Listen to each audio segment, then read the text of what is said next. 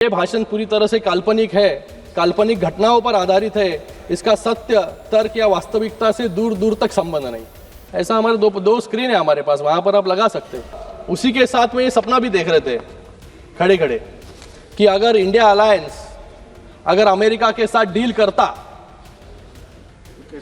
India alliance अगर America के साथ डील करता तो किस प्रकार से डील करता।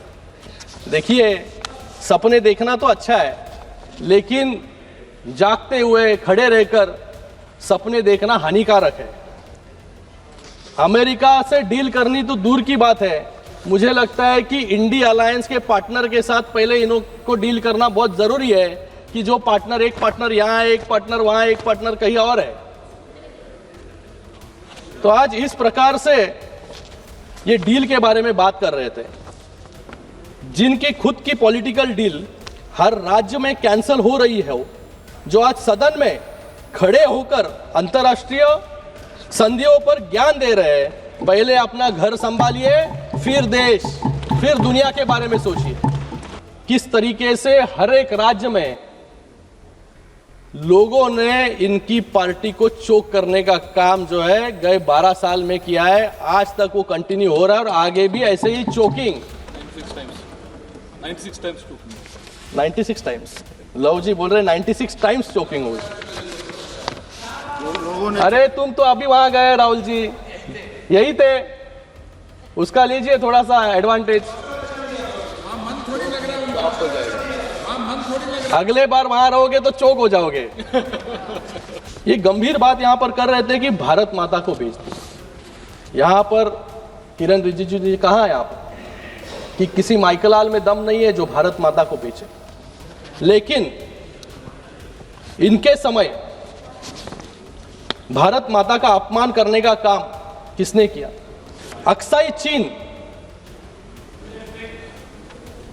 याद है आपको? अक्साई चीन, इनके ही प्रधानमंत्री जी ने कहा था वहां तो घास का एक तिनका भी नहीं उगता, इस जमीन का हम क्या करेंगे।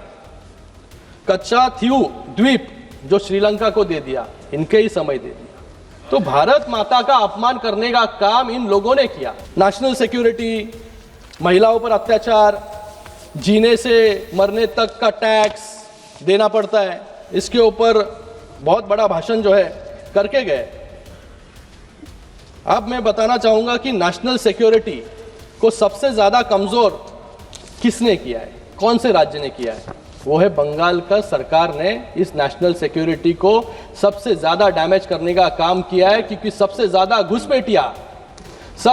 घुसपैठिया जो है इस देश में बंगाल के माध्यम से सिर्फ वोट बैंक की राजनीति के लिए यहां पर छोड़े जाते हैं। मैं उस भारत से आता हूं जहां एयरपोर्ट 74 से बढ़कर 160 कर दिए गए। मैं उस भारत से आता हूं जहां नक्सलवाद शुरू हुआ था, आज हमारी सरकार ने 126 जिलों से सिमटकर सिर्फ 8 जिलों में रह गया है।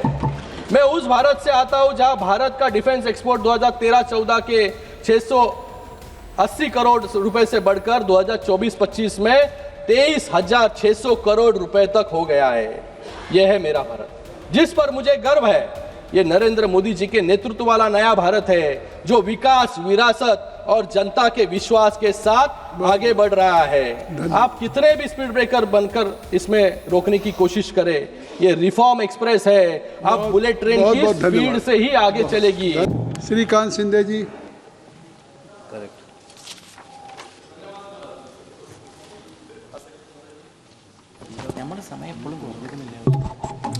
बहुत बहुत धन्यवाद आपका। मैं आपका हृदय से आभार व्यक्त करता हूं कि आज आपने मुझे इस विकसित भारत की नींव रखने वाले वर्ष 2026-27 के ऐतिहासिक केंद्रीय बजट पर बोलने का अवसर प्रदान किया। मैं अपनी पार्टी शिवसेना और हमारे नेता एकनाथ शिंदे जी के ओर से इस बजट का पूरा समर्थन करता हूं और छत्रपति शिवाजी महाराज जी की भूमि से मैं आता हूं। महाराष्ट्र की 12 करोड़ जनता की ओर से इस रिकॉर्ड 12वें बजट का समर्थन भी करता हूं। मैं अपनी बात और इस बजट का क्या इम्पैक्ट है उसको कुछ पंक्तियों के माध्यम से आपके सबके समक्ष रखना चाहूँगा। नए भारत का ये मजबूत आधार है, नए भारत का ये मजबूत आधार है। सेहत, शिक्षा, रोजगार, हर सपना साकार होगा। न रुके हैं कदम, न थमेगा ये कारवां। देख लो दुनिया वालों, ये बदलता हुआ हिंदुस्तान है। ये 12 साल की यात्रा सामान्य नहीं है। यह इस बात का गवाह है कि 12 सालों में 3 बार देश की जनता ने हमें आशीर्वाद दिया और 9 बार माननीय वित्त मंत्री जी ने यहाँ पर इस सदन में रिकॉर्ड बजट पेश किया। मैं उनका भी तहे दिल से यहाँ पर अभिनंदन करता हूँ कि भारत के इतिहास में पहली बार सलग कंटिन्यूसली 9 बार बजट पेश करने का काम जो है वित्त मंत्री जी ने यहाँ पर किया है। कल कुछ लोग भाषण दे रहे थे और वो भी वीमेन, सारी महिला, और वो भी वीमेन देश की महिला। आने वाले समय में महिला राज इस देश में आने वाला है। 33% महिलाओं का आरक्षण जो है, और सब कल कुछ लोग भाषण दे रहे थे यहाँ पर कि सारी कमियां गिना रहे थे, लेकिन मैं एक युवा होने के नाते आज की पीढ़ी को ये बताना चाहूँगा कि हमारा देश कहाँ था और हमारा देश आज कहाँ तक पहुँचा है। देश का बजट 2013-14 में सिर्फ 16.5 लाख करोड़ था। आज माननीय प्रधानमंत्री जी के नेतृत्व में हमारा बजट 53.5 लाख करोड़ का हो चुका है। यह हमारी भारत सरकार की ताकत है। तीसरी बार जीत और 3 गुना विकास।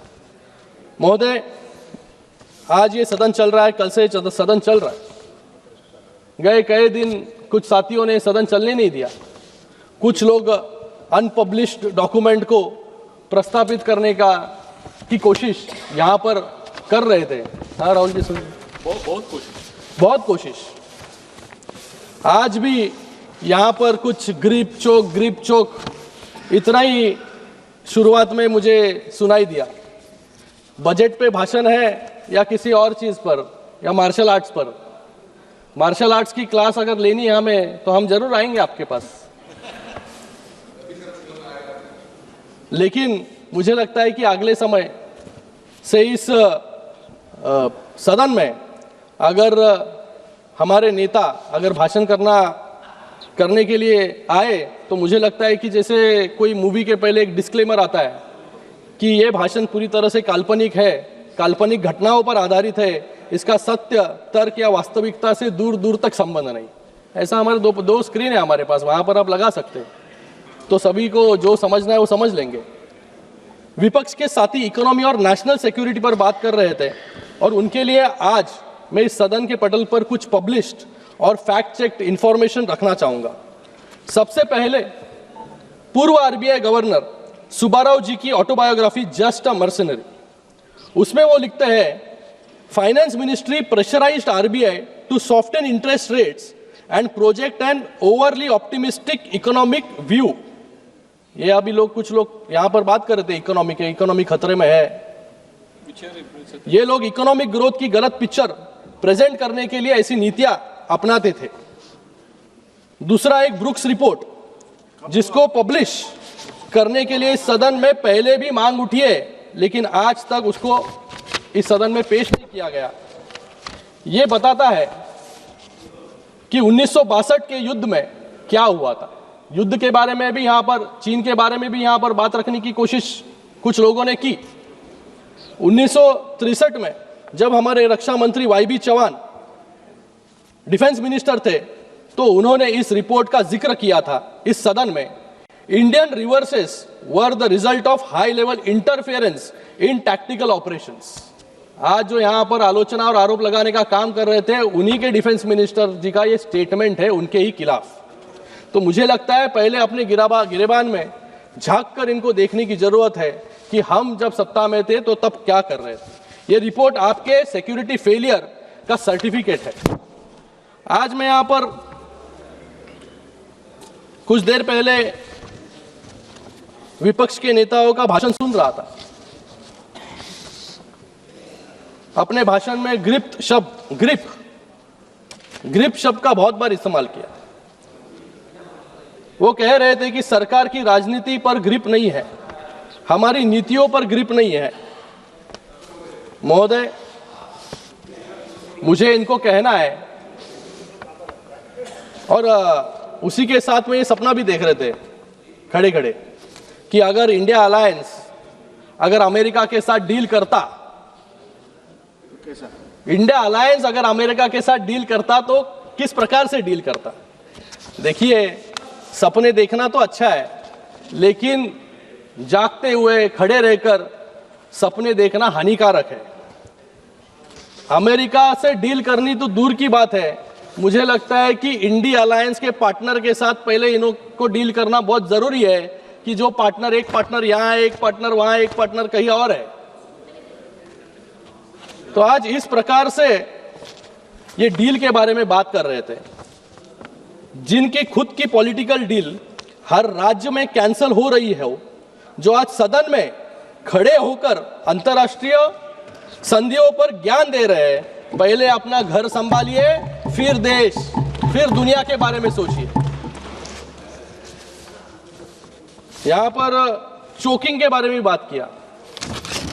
इतिहास गवाह है गए 12 सालों में किस तरीके से हर एक राज्य में लोगों ने इनकी पार्टी को चोक करने का काम जो है गए 12 साल में किया है। आज तक वो कंटिन्यू हो रहा है और आगे भी ऐसे ही चोकिंग 96 टाइम्स लव जी बोल रहे 96 टाइम्स चोकिंग हुई। अरे तुम तो अभी वहां गए राहुल जी, यही थे, उसका लीजिए थोड़ा सा एडवांटेज। अगले बार वहां रहोगे तो चौक हो जाओगे। अध्यक्ष महोदय, यहां पर डेड इकोनॉमी के बारे में भी बात कर रहे थे। ये डेटा आपको, डेटा के बारे में बात कर रहे हैं, डेड इकोनॉमी के बारे में बात कर रहे हैं। मैं कुछ तथ्य और डेटा यहां पर रखना चाहूंगा। ये डेटा आपको स्पष्ट कर देगा कि डेड इकोनॉमी जो थी वो 2014 के पहले ये विरासत में देकर गए थे, लेकिन 2014 के बाद माननीय हमारे प्रधानमंत्री नरेंद्र मोदी जी के नेतृत्व में ये डेवलपिंग इकोनॉमी की ओर जो है ये देश बढ़ रहा है।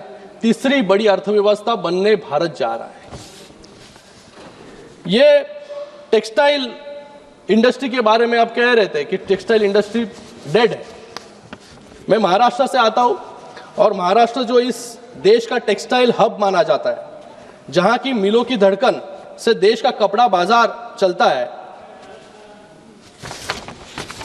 ये टेक्सटाइल सेक्टर 1 करोड़ लोगों को जॉब देने का काम करता है। जो टेक्सटाइल सेक्टर 1 करोड़ लोगों को जॉब देता है वो कैसे डेड हो सकता है? ये नीतियों का फल है कि गए 12 साल में ये टेक्सटाइल हब इनके समय पूरी तरीके से डेड हो चुका था। उसको रिजुविनेट करने का काम, जिंदा करने का काम हमारी सरकार ने किया, हमारी नीतियों ने किया। इसलिए 1 करोड़ लोगों को जॉब देने का काम ये टेक्सटाइल सेक्टर कर रहा है। और ग्लोबल टेक्सटाइल एक्सपोर्ट्स के बारे में हम लोग बात करें तो 4% है। जो 4% पूरे दुनिया का टेक्सटाइल हिस्सेदार हो सकता है, वो डेड कैसे हो सकता है? तो इसलिए मैंने कहा आपको कि शुरुआत में लगा दीजिए डिस्क्लेमर। ये गंभीर बात यहां पर कर रहे थे कि भारत माता को बेच दी। यहां पर किरण रिजिजू जी कहा है आप कि किसी माइकलाल में दम नहीं है जो भारत माता को बेचे, लेकिन इनके समय भारत माता का अपमान करने का काम किसने किया? अक्साई चीन, याद है आपको? अक्साई चीन, इनके ही प्रधानमंत्री जी ने कहा था वहां तो घास का एक तिनका भी नहीं उगता, इस जमीन का हम क्या करेंगे? कच्चा थीऊ द्वीप जो श्रीलंका को दे दिया, इनके ही समय दे दिया। तो भारत माता का अपमान करने का काम इन लोगों ने किया। और जम्मू एंड कश्मीर जिसको बचाने का काम हमारे प्रधानमंत्री और हमारे होम मिनिस्टर जी ने किया, 370 कलम लगा के, आज उसकी बदौलत है आज जम्मू एंड कश्मीर भी भारत का हिस्सा है। ये कह रहे थे यहां पर कि पाकिस्तान और भारत को अमेरिका ने एक ही तराजू में तोला है। मैं यहां पर कुछ ये जैसे बुक लेके आए थे, मैं यहां पर कुछ न्यूज लेके आया हूं। US used Pakistan then threw away like toilet paper. ये किसने कहा? ख्वाजा आसिफ, जो डिफेंस मिनिस्टर है पाकिस्तान के, 2 दिन पहले ये उन्होंने कहा। यह है पाकिस्तान की लेवल, जिसको हर समय भारत के बाहर भी जाकर भारत को अपमान करने का काम और इस सदन में खड़े रहकर भी भारत का अपमान करने का काम कुछ लोग रोज यहां पर कर रहे हैं।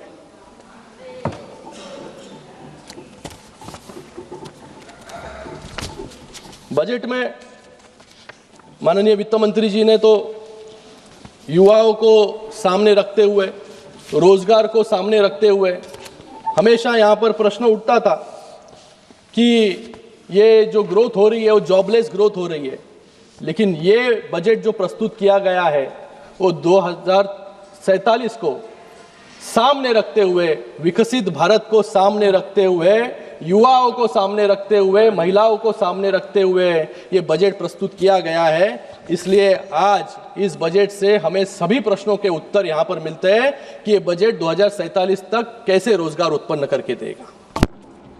जॉबलेस ग्रोथ कह रहे थे ये, आज इस बजट में भारत को ग्लोबल बायो फार्मा हब बनाने का बजट ये है। 10,000 करोड़ का एलोकेशन किया गया है। एबीसीजी जो मुंबई में स्थापित होने वाली है, केमिकल प्रोडक्शन के लिए 3 केमिकल पार्क्स हो, महात्मा गांधी ग्राम रोजगार सेवा स्वराज अभियान हो, 200 लीगेसी इंडस्ट्रियल क्लस्टर्स को, अभी तक जिसके बारे में कभी निर्णय नहीं लिया गया था, जो सिक इंडस्ट्रीज है उसको पुनः रिजुवेनेट करने का काम इस बजट के माध्यम से होगा। सबसे महत्वपूर्ण एसएमई ग्रोथ फंड, जिसके अंदर 10,000 करोड़ का डेडिकेटेड एसएमई ग्रोथ फंड है, जो छोटे मोटे उद्योगों को चालना देने का काम इस बजट के माध्यम से होने वाला है। इंडस्ट्रियल और लॉजिस्टिक कॉरिडोर के पास 5 यूनिवर्सिटी टाउनशिप। अब हमेशा प्रश्न रहता था कि कोई कुछ हमने शिक्षा ले ली तो उसके बाद जॉब कैसे मिलेगा। एक महत्वपूर्ण निर्णय इस सरकार के माध्यम से, वित्त मंत्री जी के माध्यम से लिया गया कि इंडस्ट्री स्टूडेंट पार्टनरशिप को बढ़ाने के लिए यूनिवर्सिटी टाउनशिप, जहां पर इंडस्ट्रीज और लॉजिस्टिक पार्क्स हैं, वहां पर स्थापित करने का ये बहुत बड़ा निर्णय है सर। युवाओं को इससे तुरंत नौकरी जो है ये यहाँ पर मिलेगी। तो ये नरेंद्र मोदी जी की सरकार है, ये डेवलपमेंट का कमिटमेंट है। इसलिए आज इतने 12 सालों में भी, सर मैं अकेला एक स्पीकर हूं मेरे पार्टी से, आप थोड़ा अलग अलग निर्णय इस बजट में लिए गए, उसके अंदर मैं नहीं जाऊंगा, बहुत लोग मेरे साथी इसके ऊपर बात कर चुके हैं। लेकिन कल यहां पर कुछ लोग नेशनल सिक्योरिटी, महिलाओं पर अत्याचार, जीने से मरने तक का टैक्स देना पड़ता है, इसके ऊपर बहुत बड़ा भाषण जो है करके गए। अब मैं बताना चाहूंगा कि नेशनल सिक्योरिटी को सबसे ज्यादा कमजोर किसने किया है, कौन से राज्य ने किया है? वो है बंगाल का सरकार ने इस नेशनल सिक्योरिटी को सबसे ज्यादा डैमेज करने का काम किया है, क्योंकि सबसे ज्यादा घुसपैठिया जो है इस देश में बंगाल के माध्यम से सिर्फ वोट बैंक की राजनीति के लिए यहां पर छोड़े जाते हैं। आज मुंबई, महाराष्ट्र में भी सबसे ज्यादा घुसपैठिया और बांग्लादेशी आपको पाए जाएंगे। 1 अप्रैल 2011 से 30 सितंबर 2025 के बीच पश्चिम बंगाल के कुल 6,895 कंपनियां जो रजिस्टर्ड ऑफिस थे वो राज्य के बाहर चली गई। क्यों चली गई? ये आपकी नीतियों के वजह से चली गई। जिस बंगाल को हब ऑफ इनोवेशन कहा गया था, उस बंगाल को आज हब ऑफ इन्फिल्ट्रेशन बना दिया गया है, क्योंकि वहां पर इन्वेस्टर्स के लिए नहीं बल्कि घुसपैठियों के लिए रेड कारपेट जो है बिछाने का काम यहां पर हो रहा है। कुछ रिप्लाई छोड़ दें एफएम के लिए। सर मैं आपको कहूंगा कि कल यहां पर कहा गया कि हम कौन से भारत से आते।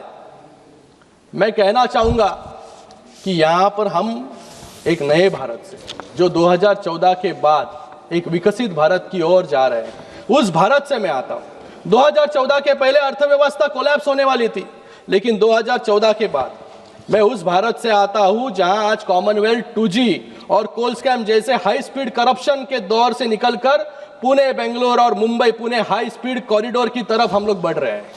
मैं उस भारत से आता हूं जो 9% इन्फ्लेशन से निकलकर 2 लाख स्टार्टअप्स और 120 यूनिकॉर्न्स के माध्यम से इनोवेशन की तरफ हम बढ़ रहे हैं। मैं उस भारत से आता हूं जहां कश्मीर में हम टेररिज्म से 2 करोड़ के रिकॉर्ड टूरिज्म की तरफ हम बढ़ रहे हैं। मैं उस भारत से आता हूं जो फ्रजाइल की लिस्ट से निकलकर फास्टेस्ट ग्रोइंग इकोनॉमी बन रही है। मैं उस भारत से आता हूं जहां अब कम्युनल वायलेंस बिल वाली अपीसमेंट की राजनीति नहीं, बल्कि 25 करोड़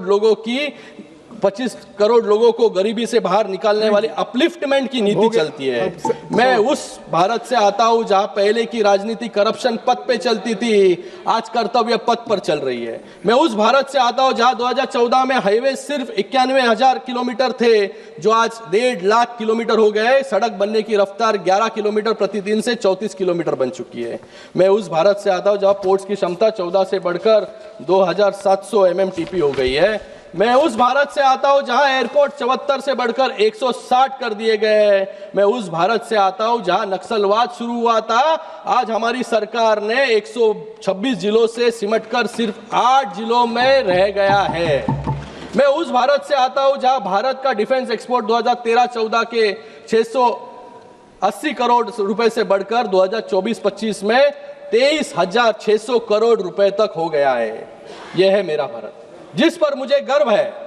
ये नरेंद्र मोदी जी के नेतृत्व वाला नया भारत है, जो विकास, विरासत और जनता के विश्वास के साथ आगे बढ़ रहा है। आप कितने भी स्पीड ब्रेकर बनकर इसमें रोकने की कोशिश करें, ये रिफॉर्म एक्सप्रेस है। आप बुलेट ट्रेन की स्पीड से ही आगे चलेगी। मैं अंत में सर, बहुत में सबकी बातों का जवाब दे दिया। अंत में सबका जवाब कंक्लूड कर रहा हूँ सर, कंक्लूड कर रहा हूँ। बहुत है अभी, लेकिन बहुत लोगों को बात करनी है यहाँ पर। अध्यक्ष महोदय, अंत में मैं इतना ही कहूँगा कि बजट महज पन्नों का पुलिंदा नहीं है।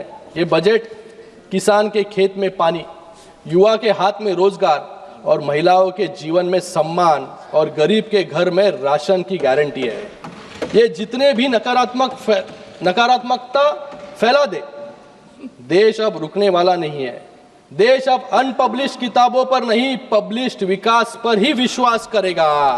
और अंत में कुछ पंक्तियां, जहां उम्मीदें दम तोड़ती थी वहां हमने फूल खिलाए हैं। बड़ी तरकीब से कश्ती यहां तक लेकर आए हैं। बहुत बहुत धन्यवाद। बदल देते हैं हम दरिया की लहरें अपनी हिम्मत से, बदल देते हैं हम दरिया की लहरें अपनी हिम्मत से। आंधियों में भी अक्सर हमने चिराग जलाए हैं। इसी के साथ में मैं इस बजट का पूरी तरीके से समर्थन करता हूं। वित्त मंत्री जी का फिर से एक बार अभिनंदन करता हूं। धन्यवाद। जय हिंद, जय महाराष्ट्र।